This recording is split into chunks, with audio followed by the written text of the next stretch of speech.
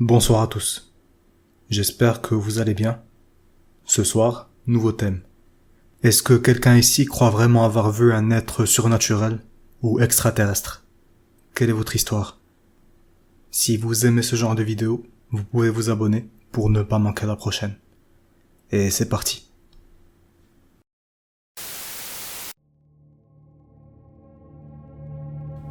J'avais environ 17 ans.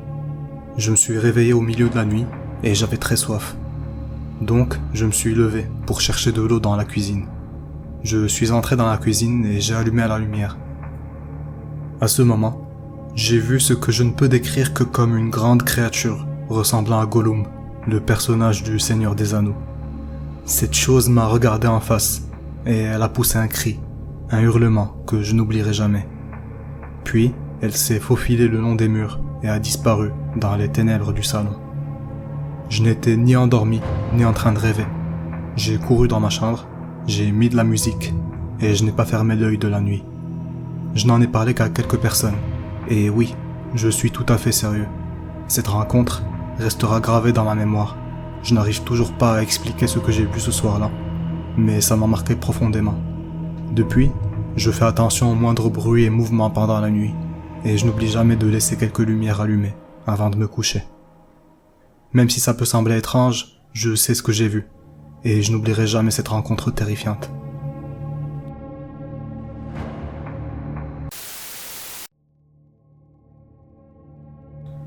Je ne suis pas sûr que le surnaturel existe, mais il y a un incident qui s'est produit quand j'étais plus jeune et que je ne peux pas expliquer. Je vendais des tickets de loterie pour mon équipe de football en fin d'après-midi. Je parcourais les rues de ma petite ville en allant de porte en porte avec mes billets. C'était l'hiver, il faisait donc très sombre et j'étais presque au bout de mon trajet. Soudain, je vois mon voisin debout sous un lampadaire avec son gros chien. À mesure que je m'approche, je pouvais voir qu'il avait l'air très sérieux. Il fixait quelque chose au loin, à l'extrémité de la rue, et il ne semblait pas remarquer mon approche. Je le connaissais, alors je me suis arrêté à quelques pas de lui et je lui ai demandé « Est-ce que vous voulez des billets de loterie, monsieur Personne ?» Il ne m'a pas répondu. Il est resté là, à regarder fixement. J'ai haussé les épaules et je suis rentré chez moi. Le lendemain, son avis de décès était dans le journal. Et je sais que ces annonces prennent quelques jours avant d'être publiées. J'ai demandé à ma mère, et il était apparemment mort 3 jours auparavant. Ça m'a laissé perplexe. Comment est-ce que j'ai pu voir mon voisin debout après sa mort? Et pourquoi semblait-il si préoccupé en regardant quelque chose au loin? C'était un événement étrange et inexplicable qui a laissé une impression durable sur moi, même en tant qu'agnostique. Je ne saurais jamais ce qui s'est vraiment passé cette nuit-là.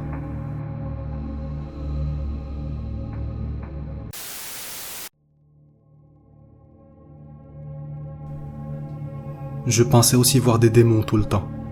Puis, j'ai découvert que je faisais de l'hypnopompie. C'est une condition qui fait que je rêve alors que je suis éveillé, dans la vraie vie.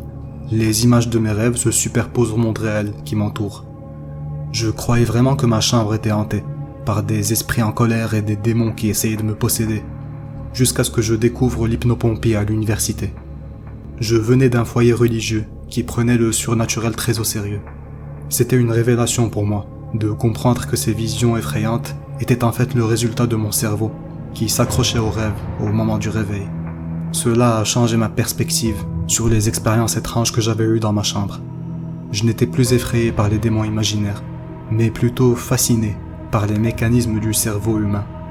Cette découverte a été libératrice et m'a permis de me débarrasser de ces croyances qui me hantaient depuis si longtemps. Ça m'a aussi ouvert les yeux sur la façon dont nos croyances et notre éducation peuvent façonner notre perception du monde qui nous entoure.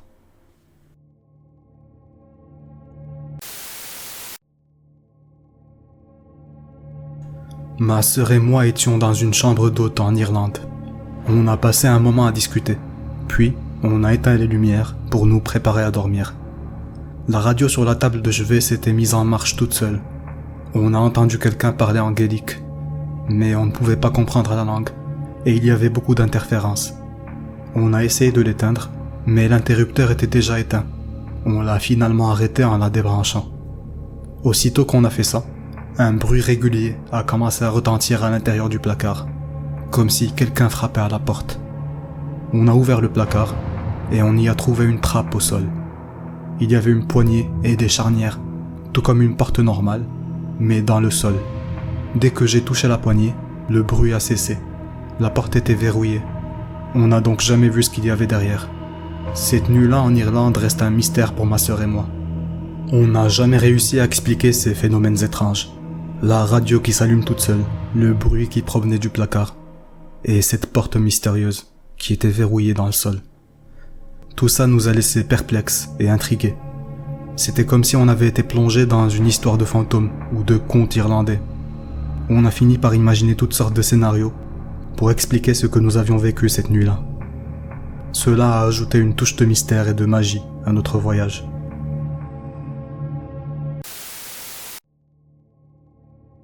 Il y a quelques mois, je me suis réveillé au milieu de la nuit. J'ai ouvert les yeux et j'ai vu un visage qui me regardait. Il était presque à portée de bras. Instinctivement, j'ai jeté quelque chose dessus. Je crois que c'était mon jean. Quand j'ai entendu le bruit de verre, je me suis souvenu que j'avais déplacé mon armoire, qui avait un miroir à sa porte. Je suis vraiment idiot.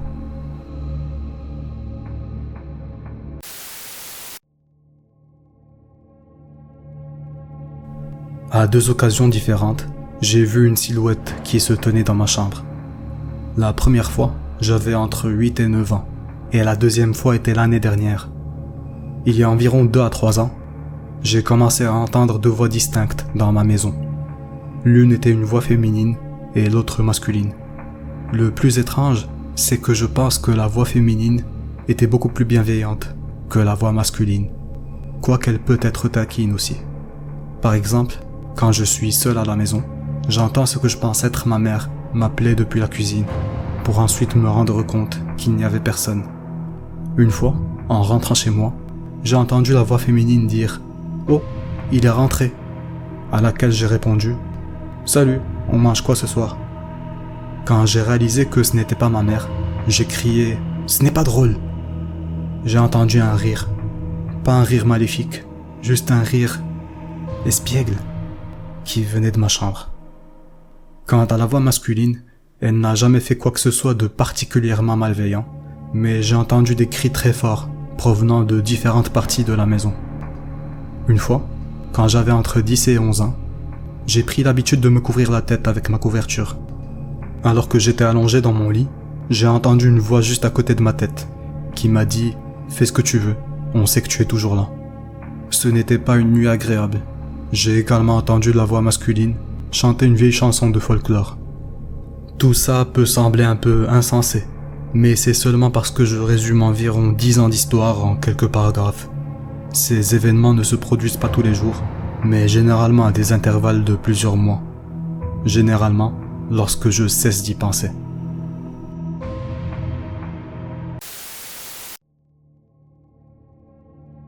Quand j'avais 14 ans, j'étais dans la salle de bain en train de me brosser les dents avant de me coucher. En sortant de la salle de bain, j'ai remarqué que le rideau de douche s'était fermé tout seul. J'ai pensé que mon frère essayait de me faire peur. Alors j'ai ouvert le rideau et j'ai crié « Je t'ai vu !» Mais quand je l'ai ouvert, il y avait une femme, pas mon frère. J'ai crié et je me suis enfui. Mon frère a entendu et il est allé vérifier la douche, mais il n'y avait personne. Je sais ce que j'ai vu, et ça me terrifie encore.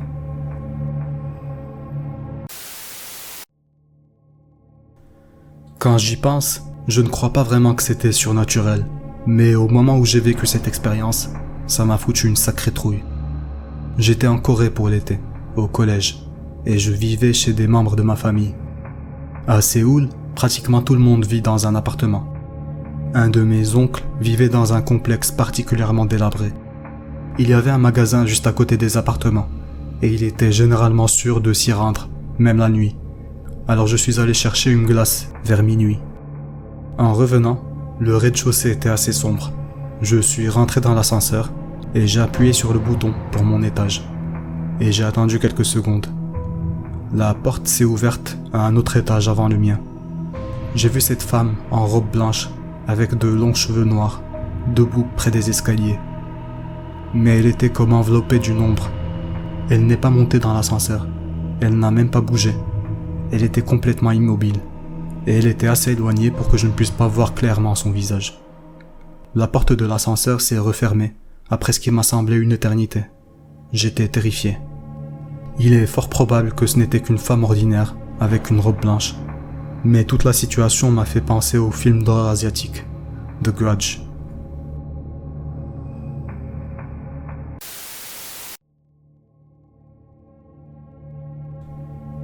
J'ai quelques histoires à raconter.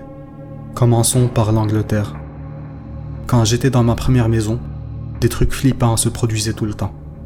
D'abord, j'entendais toujours des bruits au-dessus de mon lit, dans le grenier, comme des craquements et des bruissements, mais c'était trop fort pour être des rats ou des rongeurs.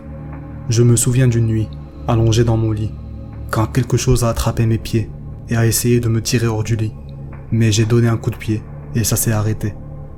Une autre fois, au milieu de la nuit, pile à minuit, je regardais ma sœur debout, devant ma porte, avec le sourire le plus terrifiant au monde. Inutile de dire qu'elle ne se souvient de rien. Un des derniers événements marquants de cette maison s'est produit vers 7 heures du soir, alors qu'il faisait déjà noir à cause de l'hiver. Ma chambre était particulièrement sombre, et j'étais seul à la maison, allongé sur mon lit. Je me souviens distinctement d'une figure ténébreuse qui flottait dans la salle de bain. Elle a laissé derrière elle un froid horrible. Mes jouets bougeaient et s'allumaient tout seuls pendant la nuit. Mon armoire était pratiquement à la porte de l'enfer, mais je restais loin d'elle. Je ne me souviens pas de ce que j'ai fait ensuite, et je ne sais pas ce que je ferais maintenant si je devais revivre cette expérience. Passons à la deuxième maison en Angleterre. Le cousin de mon père avait une maison de 3 étages, avec un grenier rénové. Mais il y avait une règle stricte de ne jamais aller dans le grenier, en aucune circonstance. Quoi qu'il en soit, on était 4 à jouer à cache-cache, et je cherchais les autres. Après avoir presque abandonné, j'ai entendu un bruit en provenance de l'étage supérieur. Je suis monté le long des escaliers grinçants, jusqu'au grenier, et j'ai vu quelqu'un assis au bord du lit. Cette personne s'est retournée, et elle avait le visage le plus effrayant que j'ai jamais vu de ma vie. Elle n'avait aucune expression faciale. Je suis resté figé. Lentement, elle s'est levée, et elle s'est dirigée vers l'armoire qui était toute proche, et elle y est entrée. Pas 3 secondes plus tard, j'ai été attrapé et tiré en bas des escaliers par mon père, son cousin et son épouse. C'est tout ce dont je me souviens dans cette maison, à part quelques petits trucs flippants dans la maison d'à côté. Maintenant, l'Australie. C'était il y a 1 ou 2 ans, et j'étais seul à la maison. Je remontais les escaliers après avoir joué avec mon chien. Il était parti dormir à ce moment. À mi-chemin, j'ai entendu quelqu'un courir le long du couloir. J'étais seul à la maison, et le chien était en bas. J'ai détalé de là très vite, après avoir vérifié qu'il n'y avait personne. Dans cette maison, il y avait parfois une étrange lumière qui bougeait toute seule. Toute la famille l'a vue. Cette nuit-là, j'ai vu des silhouettes terrifiantes à l'étage, et je n'ai pas pu fermer l'œil.